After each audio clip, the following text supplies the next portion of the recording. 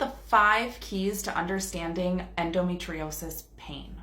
First, we need to acknowledge the impact that pain has on us. There's loss of quality of life, potentially for decades for some of us, unhealthy sleep patterns, which don't contribute at all to our overall health, just generalized fatigue, and just being exhausted from being sick and feeling like crap all the time. And lastly, an inability to go to work, school, or keep up with your social life.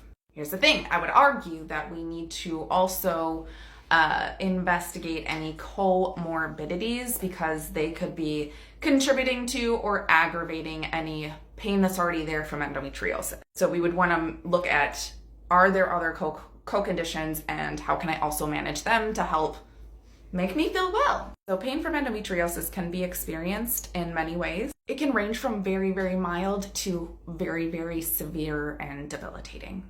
One of the biggest myths about endo is that it's just painful periods or bad periods. And so when I tell you that pain can occur outside of your period or menstruation, which is what we call pelvic pain, commonly to try to kind of differentiate between period pain and pelvic pain, that's a thing. So people with endometriosis aren't necessarily only experiencing pain when they're bleeding. Another one that I think is super very much so tied to myths is the fact that the pain associated with endometriosis can be found outside of the pelvic area of the body. People with endometriosis could also be experiencing inflammation-related pain, musculoskeletal pain, and neuropathic pain. Now we know that surgery has the potential to reduce pain and symptoms significantly in most people, but only when it's performed by a deep excision surgeon, somebody who is skilled and fellowship trained and who knows what the fuck they're doing.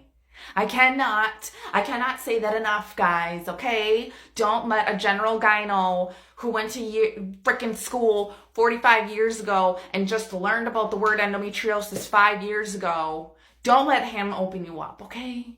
Jokes and my sassy attitude aside, we need to acknowledge that even with endometriosis surgery, most of us are going to require something called a multidisciplinary approach to managing our pain and symptoms. That can be medication, that can be body work like pelvic floor physical therapy, that could be nutrition changes, lifestyle changes. There's a lot of things that we can do to help support and manage our symptoms. So I've put something cool together for you guys.